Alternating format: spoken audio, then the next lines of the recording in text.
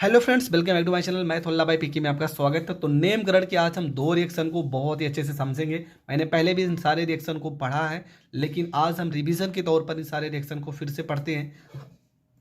लिखा क्या है? एल्डोल संघनन। ठीक है, इंपॉर्टेंट है। आपको मुझसे भी ज़्यादा आपको पता होगा कि ये रिएक्शन कितनी बार पेपर में आ चुका है। करना क्या है, लिखना क्या है, ये सारी चीज़ें हम इस वीडियो में डिस्कस करेंगे। सबसे पहला चीज़ लिखा है कि वे एल्डिहाइड। एल्डिहाइड का मतलब आपको पता है, इसके लास्ट में CHO लिखा हो, जिसके लास्ट में CHO लिखा हो उसे हम एल्डिहाइड पढ़ते हैं। तो वे एल्डिहाइड तथा कीटोन जिनमें अल्फा हाइड्रोजन परमाणु, अल्फा हाइड्रोजन का मतलब क्या हुआ? जिसके साथ में लिखा होगा CH3। ठीक है, इसके साथ में क्या लिखा होगा? CH3। तो लिखा है कि जिनमें अल्फा हाइड्रोजन परमाणु उपस्थित होता है। तनु क्षार अथवा तनु अम्ल, या तो आपका तनु क्षार होगा या तो आपका होगा तनु अम्ल की उपस्थिति में संघनन द्वारा एल्डोल या कीटोन, जिसे कीटोन या बीटा हाइड्रोक्सी एल्डिहाइड भी इसे पढ़ते हैं, अथवा बीटा हाइड्रोक्सी कीटोन भी इसे पढ़ते हैं, देते हैं। यह अभिक्रिया एल्डोल संघनन कहलाती है। फिर से समझ लेना, आपको क्या करना है कि वे एल्डिहाइड या कीटोन, चाहे आपका एल्डिहाइड हो चाहे कीटोन हो, वे एल्डिहाइड तथा कीटोन जिनमें क्या होते हैं? अल्फा हाइड्रोजन परमाणु उपस्थित होता है, तनु क्षार अथवा तनु अम्ल की उपस्थिति में संघनन द्वारा एल्डोल या कीटोन, ठीक है, एल्डोल या कीटोन जिसको आप बीटा हाइड्रोक्सी एल्डिहाइड अथवा बीटा हाइड्रोक्सी कीटोन देते हैं, तो यह अपक्रिया आपका क्या कहलाती है? एल्डोल संघनन कहलाती है। तो यहाँ पर देखो आपका लिखा भी है CH3CHO, और यहाँ पे ये भी आपका CH3 है ना, सिर्फ आगे पीछे लिखा है। देखो CH2 यहाँ पर, एक यहाँ पे CH3CHO।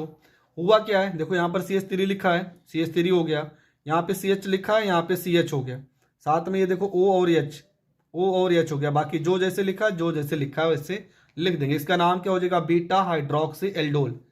तो आपको यही तो लिखना है कि वे एल्डिहाइड, चाहे यहाँ पर हम एल्डिहाइड लेके चल रहे हैं, आप कीटोन लेके भी चल सकते हो कि वे एल्डिहाइड या कीटोन, ठीक है, जिनमें अल्फा हाइड्रोजन परमाणु उपस्थित होता है। तनु अम्ल यहाँ पर आपको लिख देना है, तनु H+ अगर लिखते हैं तो तनु अम्ल बोलते हैं। तनु क्षार के लिए आप OH- लिख सकते हो।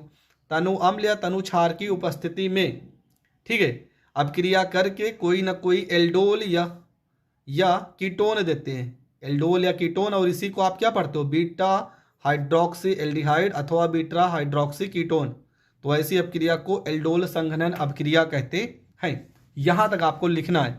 आई होप आपको अच्छे से समझ में आ गया होगा। दूसरा रिएक्शन कैनिजारो का पढ़ लेते हैं।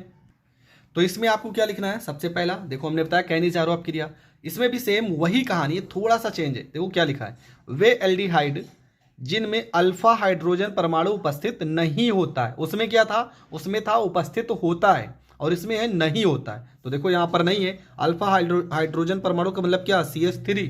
इस तरह का कोई भी आपको दिखे तो समझ जाना अल्फा हाइड्रोजन परमाणु, अल्फा हाइड्रोजन परमाणु उपस्थित नहीं होता है। तो सांद्र NaOH या KOH, ये भी आपको पता है क्षार है, ये भी आपका क्षार है, दोनों के दोनों प्रबल क्षार हैं, के साथ अपक्रिया करके कार्बोक्सिलिक अम्ल का लवण तथा एल्कोहल देता है। इस अपक्रिया को कैनिजारो अपक्रिया कहते हैं। इतना ही आपको लिखना है कि वह एल्डिहाइड, ठीक है, आपको पता है इसमें भी CHO है, तो एल्डिहाइड है, लेकिन अल्फा हाइड्रोजन परमाणु उपस्थित नहीं होता है। तो कास्टिक सोडा या तो KOH के साथ अपक्रिया करके कोई ना कोई फॉर्मेट देगा, ठीक है, कार्बोक्सिलिक अम्ल अथवा कोई ना कोई आपका एल्कोहल देगा। तो ऐसी अपक्रिया को हम कैनिजारो अपक्रिया कहते हैं। तो रिएक्शन को यहाँ पर देख लेते हैं। आपका क्या लिखा है? H लिखा है, H लिखा है, यहाँ पे C है, तो C है। O कितने हैं? देखो, एक O यहाँ पर, दो यहाँ, तीन, तो 2 O हमने यहाँ पर लिखा है, साथ में आपका Na हो गया। बचा आपका क्या? देखो H कितने थे? 2 H यहाँ, 2 H यहाँ, 4।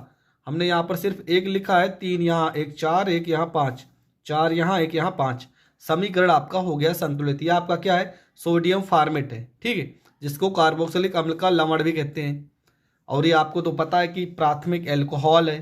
तो ये रिएक्शन में आपको यहाँ तक लिखना है, आपको पूरे के पूरे नंबर मिल जाएंगे। तो ये रिएक्शन भी आपका हो गया कंप्लीट। देखो इस वीडियो में हमने 2 रिएक्शन बताए, इसके पहले भी मैंने बहुत सारे नामकरण के रिएक्शन और लगभग 150 वीडियो हमने क्या होता है जब कैसे प्राप्त करोगे और जितने भी लॉन्ग क्वेश्चन है उन सारे प्रश्नों की वीडियो बहुत पहले ही अपलोड कर दिए। ठीक है, और मैं फिर से रिवीजन के तौर पर इन सारी वीडियो को अपलोड कर रहा हूँ।